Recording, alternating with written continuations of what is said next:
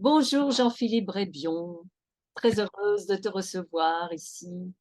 Ah, Bonjour Hélène, je suis ravi d'être avec toi, de partager ce moment avec toi.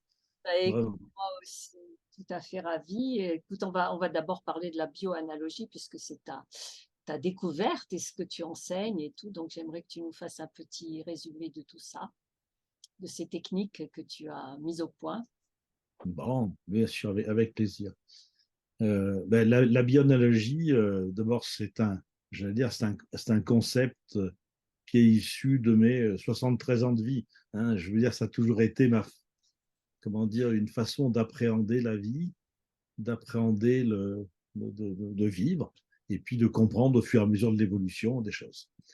Et un des thèmes fondamentaux, c'est que, et c'est sûrement la chose la plus difficile à comprendre, c'est que tout ce qui nous arrive, tout ce qui nous touche, quelle que soit la chose, quel que soit l'événement, ne parle que de nous et ne parle que d'une richesse qui est en nous, d'une créativité que nous ne savons pas faire vivre, que nous ne savons pas révéler.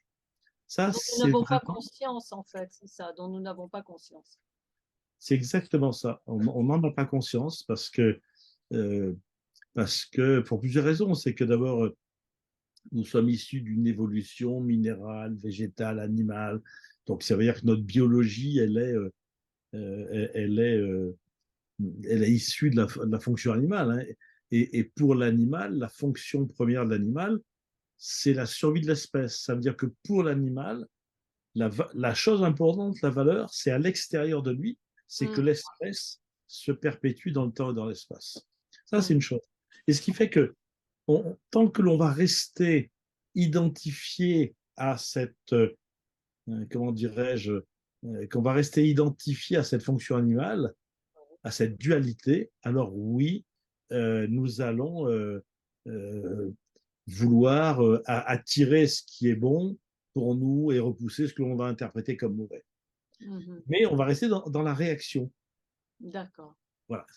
Et, et en fait, euh, quand je dis tout ça, c'est que euh, pourquoi je l'affirme de cette façon-là, c'est que en fait, tout ce que nous concevons, nous le concevons à travers des notions de temps et d'espace. Il n'y a rien que nous ne savons pas interpréter en dehors des notions de temps et d'espace.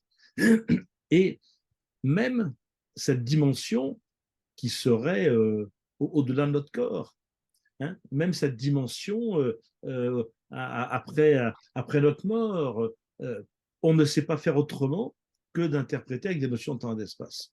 Et c'est ça la grande illusion. En fait, l'être, il est au-delà du temps et de l'espace. Il n'est pas dans cette notion-là. D'accord. Et, et, euh, et c'est pour ça que, euh, alors je ne veux pas rentrer trop dans des considérations trop philosophiques qui risqueraient de nous perdre, mais, et- mais, mais en fait, tous les événements qui nous arrivent, il y a un événement, cet événement qui me touche, je lui mets une cause. Et cette cause, elle a une cause, qui elle-même a une cause, qui elle-même a une cause. Et on va remonter de cause en cause. Et si on remonte de cause en cause, la cause de toutes ces causes, ben, on arrive à l'origine de l'humain, on arrive à l'origine de l'animal, on arrive à l'origine du végétal, on arrive à l'origine du minéral. Ça veut dire que la cause de toutes les causes, dans la conception que nous avons, hein, nous ne savons pas concevoir autrement qu'en termes de cause. Ben, c'est ce Big Bang dont Einstein nous a parlé. Et quand Einstein il parle de ce Big Bang, il parle d'un tout, d'un continuum. Et ça veut dire qu'en fait, nous nous sommes identifiés à ce corps, mais si on regarde bien, depuis ce Big Bang jusqu'à maintenant, supprimons un seul élément, nous n'avons pas d'existence. C'est comme une chaîne. Supprime un seul des maillons, il n'y a plus de chaîne. C'est aussi simple que ça. Donc ça veut dire que il y a pas un maillon plus important qu'un autre. Chaque maillon est 100% de la chaîne. Mm. Donc chaque élément est 100% de la chaîne. Donc tant que l'on va, tant que l'on va rester dans l'idée qu'il y a une cause à notre bonheur ou notre malheur, on va rester dans la survie comme l'animal et on va vouloir être reconnu, une reconnaissance, c'est de la descendance, hein. Avoir un territoire, c'est de la sécurité, l'alimentation, c'est la relation, des choses très bien. Hein, les paramètres de la survie, c'est territoire, alimentation, descendance. Et, et ce qui fait que ce que j'ai développé, c'est que nous sommes un univers unique. Ça veut dire ce corps n'existe que dans la relation avec la totalité du monde extérieur. Et ce corps, il n'existe pas seul. Et la totalité du monde extérieur à ce corps n'existe qu'avec ce corps. Et ce qui fait que c'est pour ça que j'ai un outil pédagogique qui est cette baguette, qui est vraiment, sa baguette, c'est quoi? C'est-à-dire que c'est ce corps en relation avec le monde extérieur. Ce corps en relation avec le monde extérieur. C'est exactement quand je prends l'exemple d'un courant d'air. Si je prends un courant d'air, l'unité courant d'air, c'est quoi? C'est un mouvement entre du froid et du chaud. Très bien. Est-ce que le chaud existe tout seul? Mais non. Est-ce que le froid existe tout seul? Non. Est-ce que le courant d'air existe tout seul? Non. En fait, la vie, c'est trois plans qui ne sont pas reliés entre eux, qui ne sont pas séparés, qui appartiennent à une seule et même réalité, ayant en commun un principe neutre, immatériel, insaisissable, omniprésent, omnipotent. Et c'est ça. Et ça veut dire, si on fait l'analogie de ce courant d'air avec notre propre corps, on voit que ce corps n'existe que dans la relation avec le reste de l'univers, de la totalité du reste de l'univers. Donc chacun de nous est un univers unique et nous avons à répondre de ce qui nous touche. Alors on dit, mais pourquoi répondre de ce qui nous touche? Il y a des choses, j'y suis pour rien. La seule différence, c'est que la seule chose qui est importante, c'est de comprendre que si je suis touché, c'est que ce qui vient de l'extérieur, j'ai l'information intérieure, autrement je ne suis pas touché. L'exemple simple, si je me promène dans la campagne et que je suis perdu en pleine campagne, je vois des maisons, je vois des arbres, une forêt, très bien, et je suis perdu. Il y a juste un moment quand je vais dire, ah tiens, là, la maison avec le toit jaune, je la reconnais. Pourquoi je la reconnais? Parce que j'ai l'information intérieure. Si je n'avais pas l'information, je ne serais pas prêt. Donc tout ce qui nous touche, c'est que nous avons une information et nous devons en faire quelque chose. Alors, bon, je ne vais pas développer plus, mais le concept de la biologie, c'est ça. Et le dernier livre, c'est le nouveau paradigme de l'homme conscient, où j'ai posé les 9 points clés de ce que j'appelle l'homme conscient, de ce nouveau paradigme, qui est donc un monde hors du temps et de l'espace, hors de la causalité, hors de la chronologie. Et ce qui fait que si nous avons un événement qui nous touche, alors on va prendre une chose simple, un exemple que je prends tout simplement, je veux dire, tiens, tu viens de me dire, dis donc, j'aime pas du tout ton polo. Bon, alors, je dis ça, moi j'ai cherché, la couleur me plaisait, machin, très bien. Donc qu'est-ce que je vais faire? Je suis touché, imaginons. Si je suis touché, c'est que qu'est-ce que je veux faire? Je veux repousser l'information. Je veux dire, non, non, attends, voilà, très bien, bon, mais j'en fais rien. Et tant que j'en fais rien, je reste dans la survie. Et maintenant, si je me dis, tiens, ça me touche, je cesse d'interpréter l'extérieur comme positif ou négatif et j'essaye de prendre l'information de façon neutre pour voir en quoi le principe neutre, ce principe neutre immatériel, insaisissable qui est commun à tous ces plans, il est là aussi. Et alors, en fait, quoi? C'est un polo, c'est une apparence. Et j'aime pas ton apparence. Très bien. J'aime pas ton apparence. C'est ni positif ni négatif. J'aime pas ton apparence. Ah, mais c'est exactement ça le principe. C'est mon apparence n'a pas à être aimée. Parce que tant que je fonctionne pour être aimé, je ne suis pas dans le respect de moi-même. Et là, ce qui est extraordinaire, c'est que à ce moment-là, je ne suis plus blessé par ce que tu m'as dit. Donc, je n'ai même pas à te pardonner, puisque je ne suis pas offensé. Si je dis, bon, ça va, écoute, t'es énervé, Hélène, tu m'as dit ça, je te pardonne. Mais ça veut dire que je reste offensé, je n'en ai rien fait. Et alors, pourquoi je donne cet exemple? Il est tout simple. On dit, oui, pour venir sur ta chemise, bon, c'est... Et en même temps, tous les événements qui nous touchent, tous les événements qui nous blessent, ont un principe neutre qui est porteur d'une créativité que nous ne savons pas faire vivre, quel que soit l'événement. Et j'ai travaillé avec différentes personnes que j'ai eues en consultation et des gens qui ont vécu le pire de ce qu'on peut imaginer dans Oui. l'enfance, dans le passé, dans des... Et, et vraiment, il faut tout un apprentissage pour d'abord se libérer de l'émotionnel. Parce que, je veux dire, certains vivent des choses qui, en effet, sont plus lourdes, apparemment, que d'autres, etc. etc. Et, mais tant qu'on reste dans l'émotionnel, on ne peut pas accéder à ce principe neutre. Et ça va être important d'abord de sortir de l'émotionnel pour pouvoir aller contacter ce principe neutre de l'événement. Alors, dans le thème, euh, puisque c'est un thème Oui, c'est par rapport au film God bien Mystère, sûr, bien sûr, mais bien alors, sûr, je comprends bien. aux blessures d'abus et aux traumatismes God consécutifs. Mystère, hein, c'est un très très beau, c'est un très beau titre. Ouais. C'est un très beau titre. Et en effet, c'est blessure d'abus. Euh, Et tout le monde a des blessures d'abus depuis le début en arrivant sur Terre, puisque même quand un petit gamin, sa mère le traite d'imbécile, par exemple, c'est déjà une blessure d'abus, puisque c'est le contraire de ce qu'il est à l'intérieur. c'est exactement. Donc, ce qui fait qu'il y a tous les degrés de blessure d'abus hein, qui sont des- Il y a qui plein de, paraissent. il y a plein de ramifications, il y a plein d'exemples d'abus, quoi. Il y a plein d'exemples. Ouais. Mais ça veut dire que tous ces exemples, quels qu'ils soient, ont un principe neutre. Et ce principe neutre fait toujours référence à une loi universelle, à une loi ontologique de l'être. Mhm. À une loi ontologique de l'être. Ça veut dire, c'est quoi un abus? Quand je suis abusé, c'est que je suis écrasé. C'est Et ça, je ne peux rien faire. c'est ça. D'accord?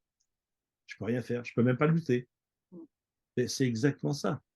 Le principe, c'est de sortir de la notion de notre pouvoir personnel. On parle dans la réalisation de soi, on ne parle plus dans la vie. Hein.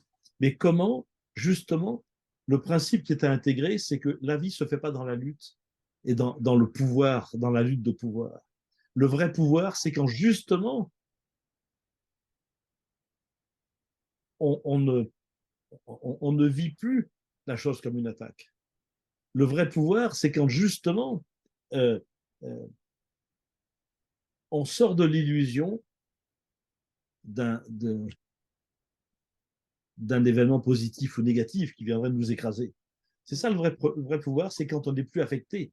Et oui, mais quand c'est des choses physiques, tu vois, par exemple, quelqu'un qui se fait, je sais pas, ça peut être même avec un cri, ça touche l'aura d'un enfant, on va dire, si on prend cette, c'est déjà une agression, c'est déjà une Alors, blessure, mais ça peut être aussi d'autres choses, ça peut être physique.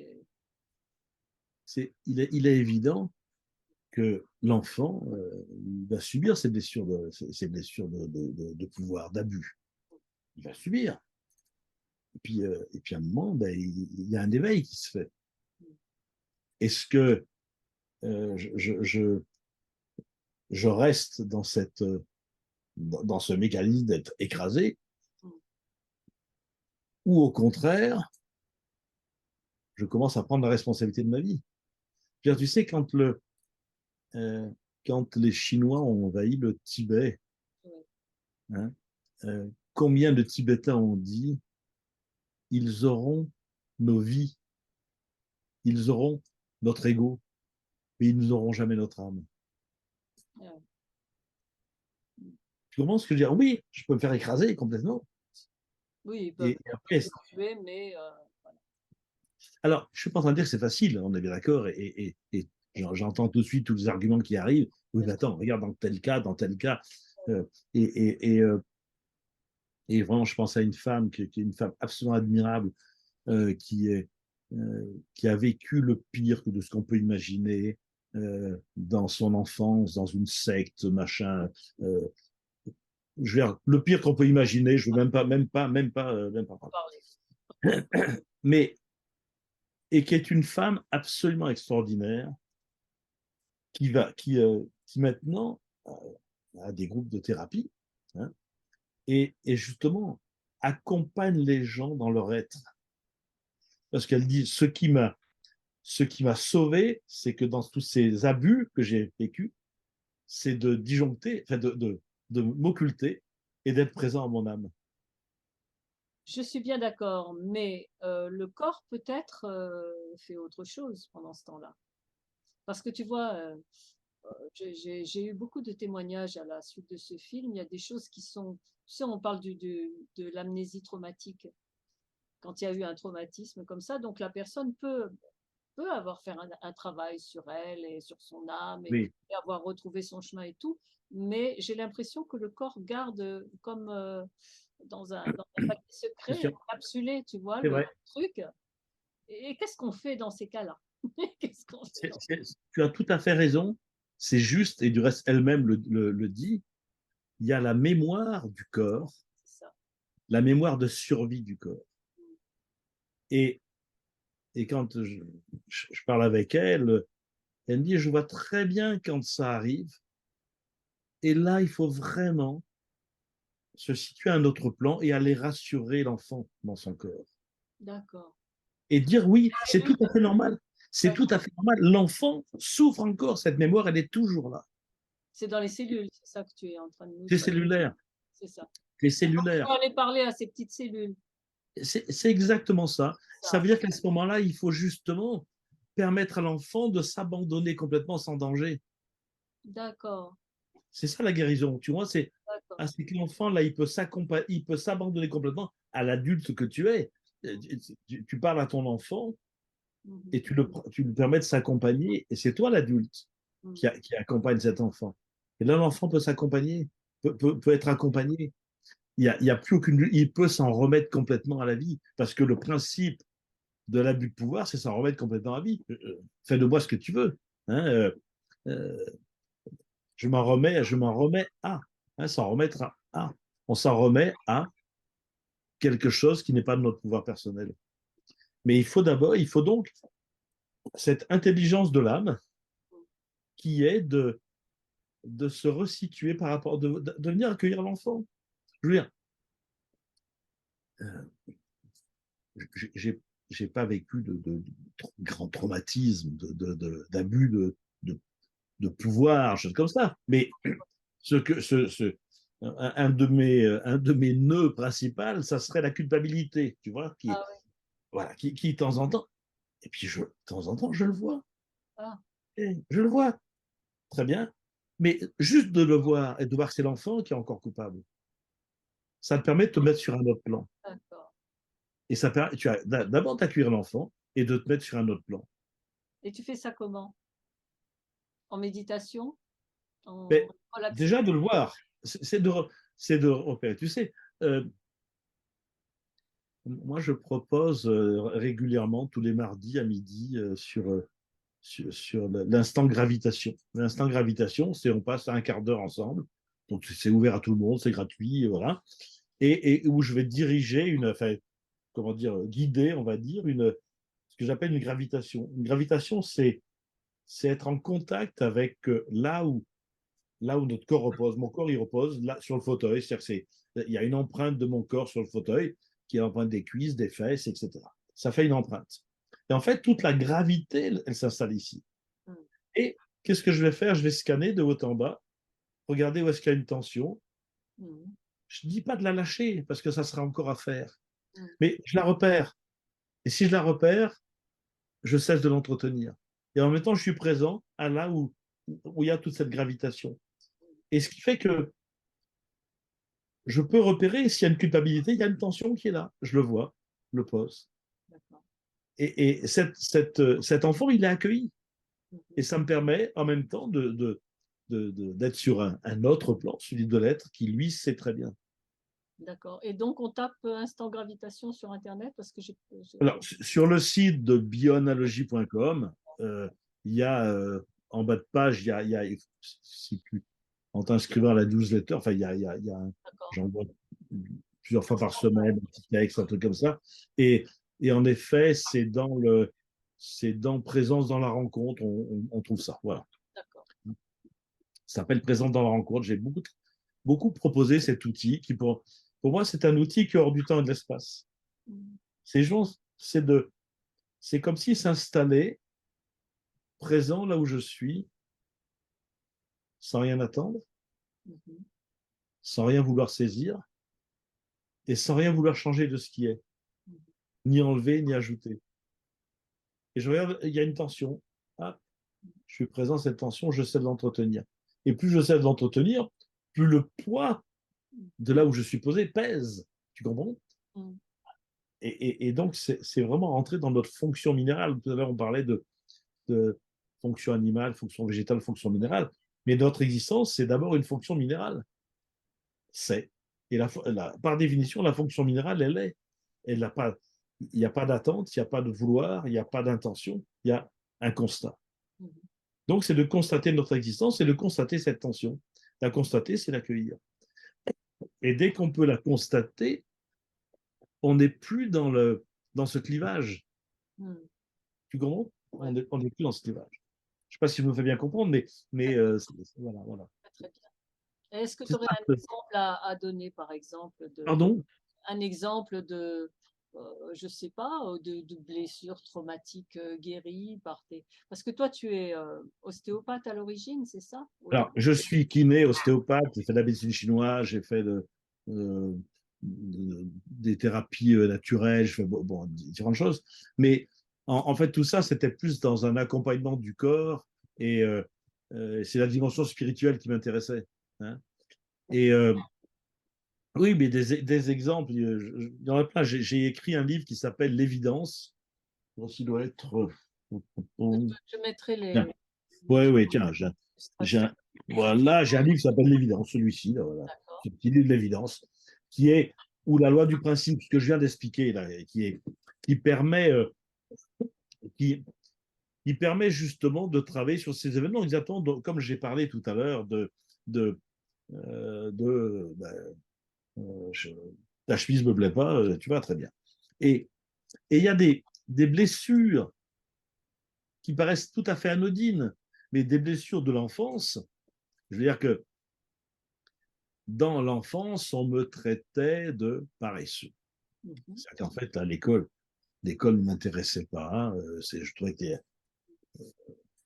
n'y avait pas de pédagogie, mais je n'étais pas capable de le savoir, qu'il n'y avait pas de pédagogie, mais je ne l'étais pas vivant et tout. Et donc, il fallait faire ses devoirs. Ça, les devoirs, pour moi, c'était un truc insupportable. Et, et j'étais traité de paresseux. Et ça a été une blessure. Et, et oui, c'est un abus de pouvoir. Oui, c'est une blessure d'abus. Tu comprends? Oui. C'est une blessure d'abus, de paresseux, paresseux. Et j'ai longtemps porté, mais moi, je ne suis pas paresseux, j'aime la vie. Mais j'ai longtemps porté, jusqu'au jour où euh, je me suis posé, et c'est à partir de là que j'ai écrit ce livre sur l'évidence, et que ça m'a permis d'accéder à la loi du principe. Je me suis posé dans ces gravitations que je pratique depuis des années, des années, des années. Et puis, paresseux.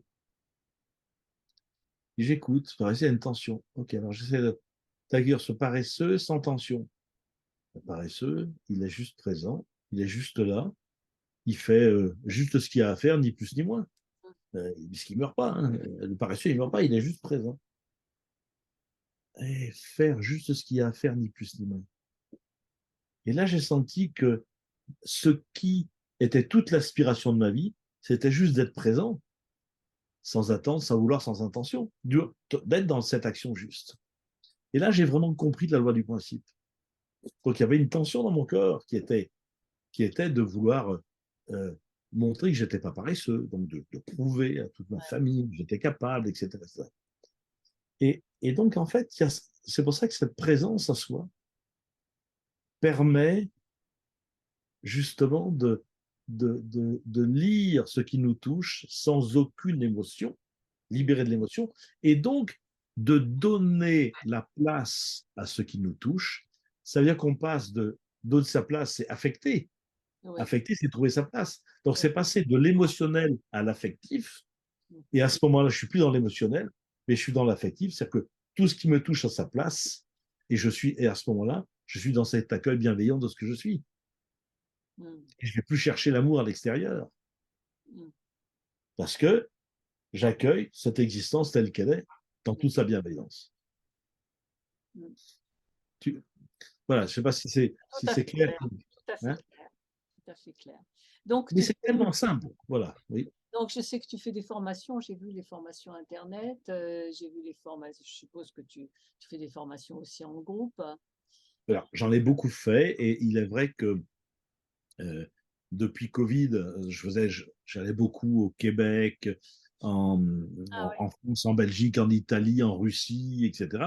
Faire des séminaires, faire des formations partout. Et puis, avec Covid, tout s'est arrêté, mais on avait déjà, Sylvie, mon épouse, avait mis en place, fait tout un tas de montages vidéo sur toutes les formations que je proposais. Et comme elle a un sens de la pédagogie très, très inné chez elle, et elle a monté plusieurs séminaires ensemble, et ce qui fait on a tout mis en ligne, bien et sûr, tous ces pour tout formations le sont monde, tout en ligne. bien sûr. Hein. C'est ce qu'on a fait de ton côté, en fait. Exactement, exactement, c'est Très ça. bien, ce qui est très bien parce que ça a permis à beaucoup qui pouvaient pas se déplacer de suivre tout ça. Absolument. Et en plus, non seulement ça, mais c'est que par exemple, la même formation, pendant une formation que je fais sur 15 jours en différents séminaires, eh bien, cette formation de 15 jours, on en a pris 3 ou 4 et on a pris tous les meilleurs moments de chaque. Donc ça veut dire qu'il y a encore beaucoup plus Ouais, ouais, de matière. Voilà. c'est ça, c'est ça. Et c'est accessible à tous, donc ça c'est Oui, très. oui, oui, oui, oui. Sur le site de Bioanalogie, bioanalogie.com, c'est ça. Alors qu'est-ce que je voulais te dire aussi que tu sais, Bonheur TV est dédié à l'éducation à la paix. Oui. Et il y a un principe qui est établi depuis la création, c'est que je demande toujours aux participants de dire quelle est leur vision de la paix, Ah, leur vision de la paix et leur souhait de paix. être en paix. Mais de toute façon, moi, je vais toujours amener à cette première loi Oui, symbolisée par cette baguette, cette loi universelle. C'est ce que j'appelais l'inconscient universel. Tout passe par cette loi-là. Et donc, ça veut dire que c'est du temps, de l'action et de l'espace. Temps, espace, action. Donc, ça veut dire être en paix, c'est cesser d'entretenir le temps. Le temps, donc, c'est sortir de toute intention, de toute, pas intention, pardon, de toute anticipation. d'accord. Dès que je suis dans une anticipation, dans une attente, je ne suis pas en paix, puisque j'attends quelque chose de tout idéal. Dans l'action, c'est sortir de toute volonté de vouloir s'agripper à quelque chose, saisir quelque chose, ce que les bouddhistes appellent la convoitise. Et en lien avec l'espace, c'est de cesser de vouloir autre chose que ce que je constate. Donc sortir de toute intention. Donc sans attente, sans vouloir et sans intention. Ça veut dire sans être accroché à une attente. Bien sûr qu'on a des attentes, sans aucun problème, mais de ne pas être accroché à cette attente. Être en paix, c'est cesser d'être accroché à une attente, cesser d'être accroché à un vouloir, cesser d'être accroché à une intention. Et là, on vit cette présence, et c'est cette présence qui agit. Donc pour moi, la paix, c'est ça. Et c'est vraiment sortir de l'idée, puisque nous sommes un univers unique, original et singulier, c'est vraiment sortir de l'idée qu'il y a une valeur équivalente à ce que nous sommes. Ce que je suis est unique, donc par définition, ce que je suis ne peut pas être validé ni reconnu. Parce que si j'attends ta validation, c'est-à-dire que je donne plus d'importance à ce que tu me dis qu'à ce que je vis. Bien sûr. Donc euh, par définition, ce que je suis n'a aucune valeur équivalente. Il n'y a aucune vérité autre que la mienne. Donc, c'est aussi sortir de tout idéal. Parce que par définition, l'idéal n'est pas la réalité. Et puis, c'est aussi se situer dans l'idée de je réponds de tout ce qui me touche. Tout ce qui me touche, c'est si je suis touché, c'est qu'il y a quelque chose en moi, ce qu'on a dit au début, auquel je n'ai pas répondu. Oui. Donc, c'est Je n'ai sortir de. pas reconnu, c'est ça que tu dis, que je n'ai pas reconnu. Quelque chose en moi que je n'ai pas reconnu. Voilà, que je n'ai pas su reconnaître, que je n'ai pas su faire vivre. Hein, donc, ça veut dire c'est de cesser de se positionner comme victime, comme sauveur ou comme coupable. Si je me positionne dans l'un de ces trois, je suis dans un clivage où je mets une cause à mon bonheur et à mon malheur. Et donc, j'ai parlé, je t'ai donné, pardon, excuse-moi, j'ai donné par rapport à l'action, sans attendre, sans vouloir, sans intention. Par rapport au temps, ben, c'est sans aucune référence à d'autres vérités que celle qui est la mienne, ce que je vis, et puis répondre de ce qui me touche. Et puis le troisième point, dans tout ce qui est nous laisse en paix, c'est aussi sortir de l'idée que ma place, c'est quelque chose à venir. Mm. Ma place, c'est ce que je suis là où je suis, tel que je suis. Que l'amour, ce n'est pas quelque chose qui se donne ou qui se reçoit. L'amour, c'est un constat qui se fait quand chacun est dans le respect de sa vérité et l'expérimente et répond de sa vérité. Et l'autre chose, c'est que c'est vraiment s'en remettre, c'est vraiment la reddition. Hein. La reddition, c'est je m'en remets complètement à la vie, en sortant de l'idée que je dois donner du sens à ma vie. Il n'y a pas de sens à donner à notre vie, c'est en s'en remettant que la vie, elle prend sens. Voilà, tous ces paramètres que j'avais beaucoup développés dans ce nouveau paradigme, dans ce livre du nouveau paradigme. Voilà. Non. Et si tu avais une baguette magique, tu ferais quoi pour que ce monde soit en paix? Ou tu l'as déjà? Je... c'est une baguette magique, c'est ça. C'est une baguette magique. Et si j'avais une baguette magique, je serais d'abord en paix. Et en étant en paix, c'est le monde qui change. Mm. C'est à chacun d'être en paix. C'est de Chacun. sortir de l'idée, c'est à sortir de l'idée que nous avons à agir sur l'extérieur. C'est ça. Tout part du dedans. Oui, c'est ça. Pour moi, c'est vraiment cette notion de si on veut que le monde soit en paix, soyons en paix. Hein, je ne sais plus quel sage chinois disait, si tu veux être heureux, sois-le. Tu veux Ouais. le monde en paix, c'est ça. Est-ce que tu veux rajouter quelque chose parce qu'on a encore quelques minutes? Mais tu sais, quand je développe, chaque fois je suis en atelier, en séminaire, en conférence, à l'interview, il y a une chose fondamentale que je termine toujours par ça. C'est pas une routine, mais c'est de dire, c'est de dire surtout ne croyez rien, Mm. expérimentez. Il n'y a qu'une seule vérité, la nôtre. Donc, je dis cette phrase, surtout ne croyez rien de ce que je vous dis, expérimentez. Et c'est vraiment ça, c'est ne rien croire. Si je crois, je suis encore dans une attente. Je suis pas dans, si je suis dans un idéal, je ne suis pas dans la réalité. Si je veux donner du sens à ma vie, hein, je peux donner qu'un sens que je connais. Et le sens que je connais, c'est du passé. Donc chaque fois que je veux donner un sens à ma vie, c'est je veux réparer mon passé. Donc oui, il y a rien à, ne croyez rien, expérimenter, il n'est que. Et c'est Teilhard Chardin Teilhard Chardin est né près de Clermont-Ferrand, donc je suis originaire de Thiers, donc il est pas très loin. Et moi qui étais ici d'une famille très catholique, bien évidemment, on était très fiers d'avoir un grand mystique pas loin, même s'il était dérangeant, parce que tout de même, bon, il sortait un peu Ah ouais, il n'était pas conforme totalement. non, il n'était pas conforme, mais tout de même, bon, très partagé. Et donc, j'avais, je sais pas, 10 12 ans, et puis il y avait un livre de Teilhard Chardin à la maison, et je ne comprenais rien de ce qu'il disait, mais je tombe sur une phrase où il dit la vie est expérimentation. Oh, c'est magnifique ça. La vie est expérimentation. Et là, je me dis, mais c'est pas du tout ce qu'on m'apprend au catéchisme, ce que j'avais appris au catéchisme, c'est pas du tout. La vie est expérimentation. Je me dis, et cet homme qui me touchait, je me dis, hey, ça faisait partie des premières fois où là, je sentais que, oui, mon être reconnaissait la justesse de cette phrase. La vie est expérimentation, c'est pas un résultat qui est important. Et cessons de vouloir survivre par des résultats. Ah, qu'est-ce qui va rester de moi? Mais ça n'a aucune importance. Ce qui est important, c'est ce que tu vis.